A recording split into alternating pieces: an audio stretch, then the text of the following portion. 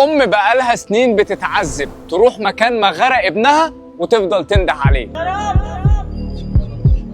عايزه محمد، قلت له محمد ابن عمري كله. هلا بالخميس. القصة المرة دي مختلفة شوية ومش من على لسان كابتن مصطفى كساب ولا كابتن محمد الدولار، بس طبعا هما اللي كانوا متوليين عمليات البحث. واسمع قصتنا المرة دي يا صديقي طلع من قلب أم موجوع على ابنها من سنتين، ولحد وقتنا هذا بتروح تقف مكان مغرق وتنده عليه على أمل إن ربنا يرد لها جثمانه أو يطلع الكابوس ده حلم ويكون عايش. بتبدأ قصتنا من الصعيد لشاب في مقتبل العمر، الظروف أجبرته إن يسيب بلدته ويبحث عن مكان تاني لمصدر عيش ليه، والمكان ده كان القاهرة. يسعى ويجتهد ويشتغل، وهناك بعد ما الأمور بدأت تمشي معاه اتعرف على بنت صديقتي، بس مش صديقتي قوي عشان المشكلة اللي هي كان ليها علاقة بعالم الجن والسحر.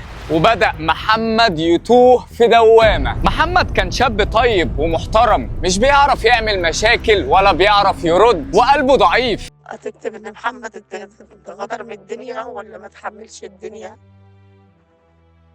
هتكتب ان محمد محدش كان فاهمه وراح لحد مالوش لازمة طبطب عليه، محدش من الأهل اللي حواليه؟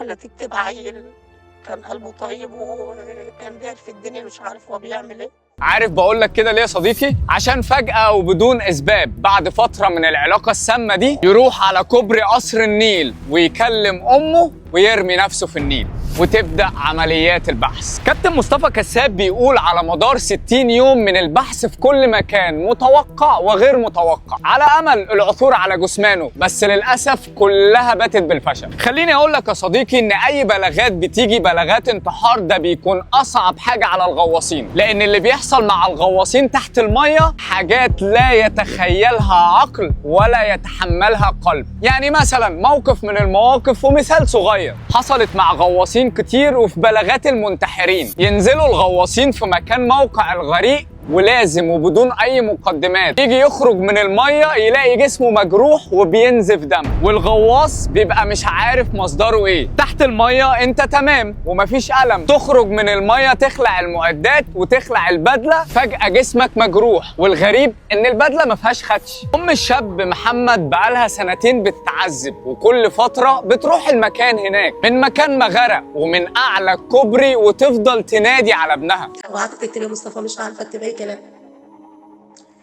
الكلام اللي جواه من ناحيه محمد والله العظيم كل مدى بيموتني. يعني غياب محمد ده كل مدى بيتعبني نفسيا والله العظيم. مش عارفه اقول لك هتكتب ايه.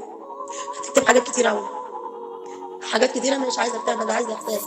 وهي طالبه منكم دعائكم ان ربنا يربط على قلبها ويصبرها على اللي هي فيه ويعوضها خير، وتدعوا له هو كمان بالرحمه والمغفره، وما تحكموش عليه، فالمسحور الله اعلم بحاله. صديقي الصغير او ايا كان سنك، بلاش توجع قلب امك واهلك عليك، بلاش تعوم في النيل وانت عارف انها مخاطره، او تعمل اي حاجه توجع قلبهم بيها.